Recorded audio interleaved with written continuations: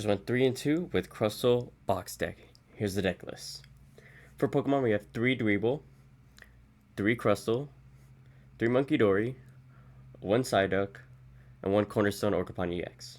For trainers, we have 4 Lilies, 3 Petrol, 3 Boss's Order, 2 Choruses, 1 Lanaade, 1 Hilda, 1 Zorosis, 1 Crispin, and 1 Kieran, and 1 Pokemon Center Lady. For the items, we have 2 Night Stretcher, 2 Enhanced Hammer, 2 Bug Catching Set, 2 Pokepad, 2 Jumbo Ice Cream, 1 Special Red Card, 1 Tool Scrapper, 1 Switch, 1 Ultra Ball. For the stadiums, we have Team Rocket's Factory and Battle Cage. For tools, 1 Giant Cape. We have 3 Dark Energy, 3 Grass Energy, 1 Fighting Energy, and 3 Mist Energy, 3 Growing Energy, and 1 Prism Energy. So during this tournament, my first matchup was against a N Zoroark, which I fought a few times on TCG Live, but my opponent honestly didn't know much about the interaction against Crustle because he actually never played against it on TCG Live. Usually he runs a Typhlosion deck, so this is the first time actually running a N Zoroark deck list. So I ended up actually helping him a little bit at the beginning and had told him that there is an interaction you could do with N Zoroark with Shred with N Zekrom.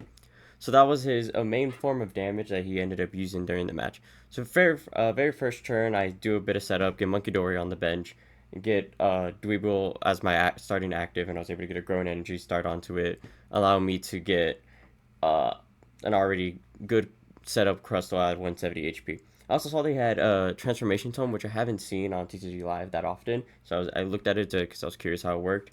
It's very interesting interaction because it allows you to just move one of your bench to a different bench Pokemon entirely, which does actually change a lot in Zoroark because you can just get a different attack basically. So during the matchup, I ended up having a very easy, quick match. It wasn't too much of a problem. He did quite a few times actually boss up my Monkey Dories, which ended up honestly not being too much of a problem since I was able to get Night Stretcher pretty early on, as well as like Lana's Aid to pick them up quite often. The few times I did take damage, I was able to just move the damage onto his bench Pokemon. So what I would do is I would usually put it onto his bench Fezzidipity EX, which then I would stack the damage, which I ended up using for a final takedown towards the end of the match. So during this first match, there was actually one misplay, which honestly I should have called Judge, but I actually didn't. So I had Growing Energy on it, and he had used N Zoroark with Black Belt Training, which only does more damage to EX Pokemon, which is not Crustle. So he counted that as the damage, but as well, even if it did count for the damage, it wasn't enough to kill my Crustle. I did count the damage by accident because I didn't realize this, but since I had Growing Energy, it actually still survived, so he didn't calculate the damage properly because of that reason as well. So I was able to just move off the energies in Pokemon Center Lady to get rid of some of it, and then use Monkey Dory to put 30 onto his bench, Fezzidipity EX on the bench. And then I started cycling through my deck, and I was able to get a Jumbo Ice Cream to then heal off the excess, leaving me with almost no damage, allowing me to then just keep swinging for wipes. So I was able to boss up one of his ends Zoroark for a quick kill. I was able to then also boss up his End Aramaka so he wouldn't be able to bench snipe, since he did have 4 copies of End Castle.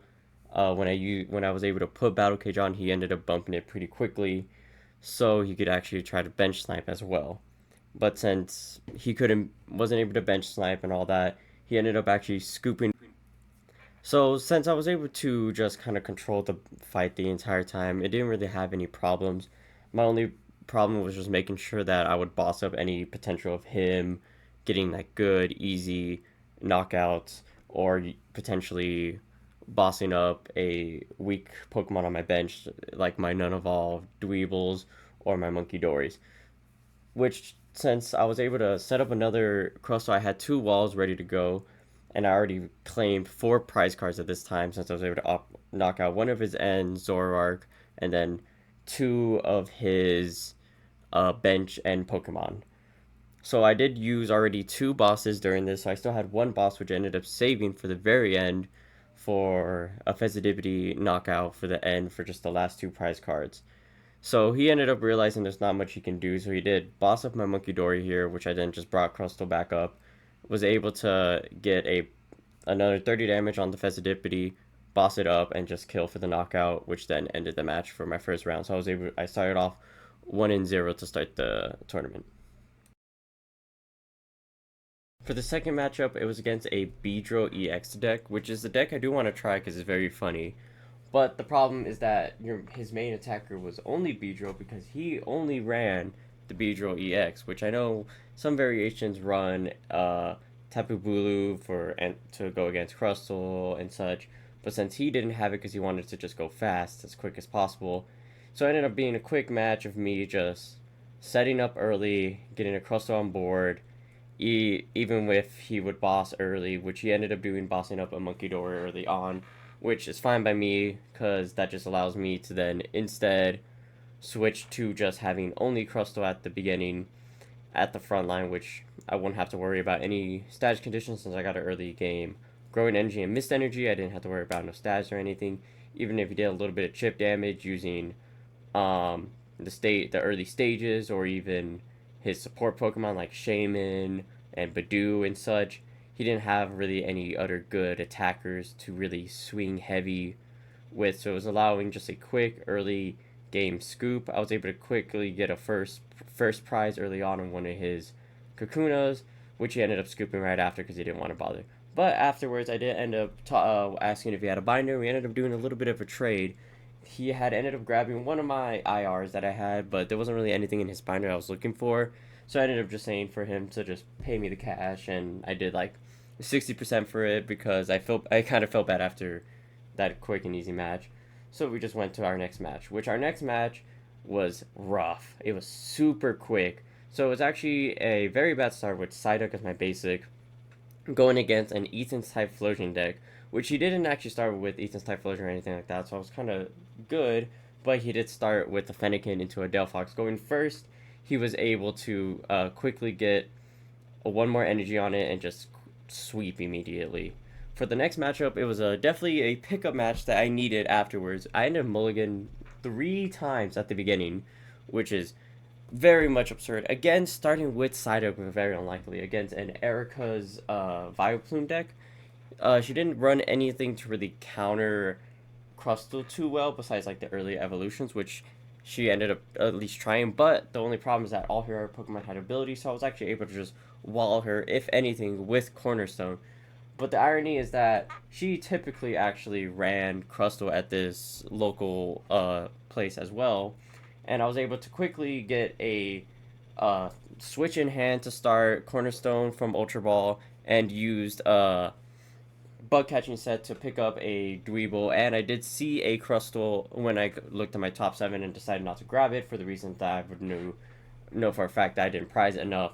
I didn't prize any for Ascension, which actually was kind of rough because I had one in my starting hand and then only one in the deck, so I did end up having to shuffle it back. Sadly, the game did go a little bit longer than it needed to be because of the fact that I kept just getting Badooed.